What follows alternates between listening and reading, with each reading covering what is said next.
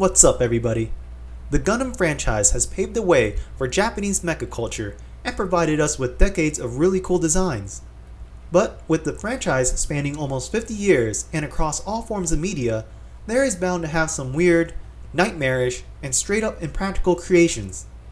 This video explores some of these designs, provides some information on them, and give you my personal thoughts. So, coming up first is the MA-04X Zachrello from Mobile Suit Gundam. Mobile Suit Gundam is the OG of the Gundam universe. We saw the legendary RX-78 design for the first time and are even introduced to one of our favorite OG grunt suits, the Zaku's. But keep in mind that this show came out in the 70s, a time where we saw plenty of awkward robot designs, and the MA-04X Zachrello is no exception. The Zachrello is just a face with two arms that are attached to two rocket thrusters. The face is big, and the designers even gave it a mouth which doesn't close. But it shouldn't, because the designers also put a gun cannon in his mouth. The arm doesn't even have hands at the end, but instead curved blades. So instead of giving the Zachrello the ability to carry rifles or sabers, it can only stab you. Luckily, the Zachrello is like a Pokemon. We get a cooler, evolved version in Mobile Suit Gundam: The Blazing Shadow. Next, we have the Sandhog from Victory Gundam. Victory Gundam has some mechs with insect-inspired designs, and the Sandhog is no exception. This machine looks like something that would hang out on your wall and watch you play video games. It has a total of 8 limbs, so I guess a spider was a source of inspiration. Or maybe it was a scorpion. Both the spider and scorpion have the ability to defend themselves. The Sandhog can too, despite being designed as a mobile worker. It can be armed with a beam gun, a tail beam launcher, and can use small handheld carried weapons. This design is straight up from Nightmares, and the name Zogo Juwash seems absolutely proper. Seriously, Zogo Juwash sounds like a demon's name we'd see in the Conjuring film series, or a name for a basement Norwegian death metal band. The Zogo Juwash is from the Gundam manga Gundam-San.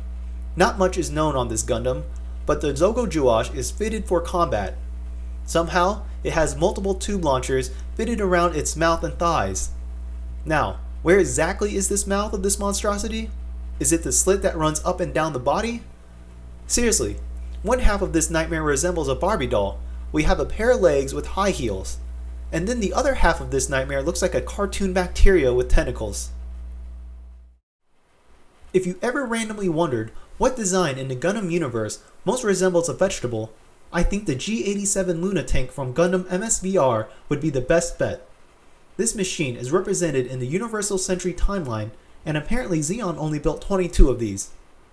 These turn-up looking like tanks were fitted with twin mega particle guns and offensive plasma pods all around the body. If we look closely, we notice that for whatever reason, it has solar panels protruding from the side. If we look even closer, we see that the designers also gave this guy a mono eye too. Hey, does the G87 Luna Tank remind you of anything from the beloved show Teenage Mutant Ninja Turtles? This design is pretty unique, and I mean that in a good way.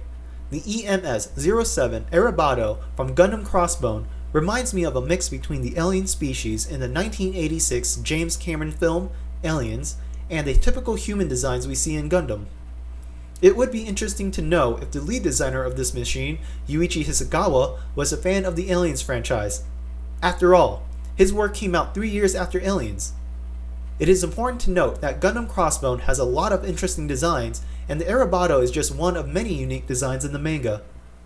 The Arabato is a machine built by the Jupiter Empire, and this empire likes to keep their weapons very different.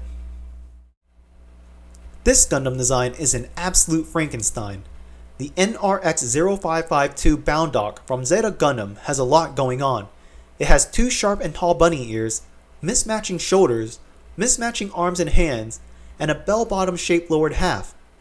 Further, the Bound Dock can transform itself into a mobile armor. The Bound Dock was developed from the RX-107 TR4 Dandelion, and then later developed into the Amon Dock and the MRC F31 Muto Wu. Is it me, or did the design from the Dandelion just get progressively worse with each preceding model? Let's not forget the mechas in Turn A Gundam. Now, It is important to note that one of the main contributors of Turn A Gundam was none other than the legendary Sid Mead. This man is widely known for his design work in Blade Runner, Aliens, Tron, and even had a hand in designing weapons in Star Wars. I'd like to highlight two particular models in Turn A Gundam, the JMA-0530 and the Flat L06D. I'm not putting these two up because I hate the way they look. Rather, to me, they are extraordinarily unique, not something we'd probably ever see again in future mainstream Gundam series. This is going to be a triple whammy, all designs from the manga Gundam Crossbone Skullheart. We have the Grump, the MS-06 Barbus, and the B Gundam. The Grump is wacky. He has a leg that resembles a wooden peg, a giant wrench for an arm and hand, and the designers even gave him a protruding cylinder out of his head to resemble an Elvis hairstyle. The MS-06 Barbus has a Zaku head with a mono eye, but then he isn't given any legs. Instead, he just has 4 arms and hands. Like, everything from the waist up is normal, but to save money, they don't even bother giving him proper legs, but instead attach 2 additional arms like he's a potato head toy. Finally, we have the B Gundam. He's just a redesigned ball pod with the RX-78 head as the body. Now, I love tanks, and Gundam has some pretty cool and practical tank designs. We typically get traditional tank designs with 1 or 2 cannons or a mix of a gun cannon type machine with multiple launchers. However, there is such a thing as way too many cannons and launchers on a single machine. Take the Leo tank and the Super Arm tank as an example. The Leo tank reminds me of a tank version of the Macross Super Fortress. Why does this thing need so much firepower? Is it to kill the Zogo Juwash? And the Gundam Super Arm tank is just a steroided up version of the Leo tank. Basically, the designers wanted to give the Super Arm tank tracks instead of legs and arms and jam as much firepower as comically possible. And out of all the impractical things on these 2 machines, my biggest gripe is, why give them heads and faces? It wouldn't be appropriate to conclude this video without mentioning the absolute hilarity from G Gundam. There is just so many choices to choose from, and they are all valid. G Gundam came out in the early 90s, and there is absolutely no way that this show would have aired if it was released within the last 10 years. For the uninitiated, G Gundam takes place in the very far future where every country has 1 Gundam to represent them in Mortal Kombat-like tournament where the winner gets to rule the Earth for the next 4 years. As you can see, the designers of this show decided to make the most stereotypical Gundam design based on their represented culture. Seriously, we have a sombrero-wearing Gundam, a Gundam that looks like a Ugandan Knuckles, a mermaid Gundam, and even a windmill Gundam. The Gundam franchise is absolutely massive, so I'm sure to have missed the design you had in mind. Please post them in the comments section below and share them with everybody. As always, thank you for watching. I will see you in the next video if work allows it. Stay safe, and peace out.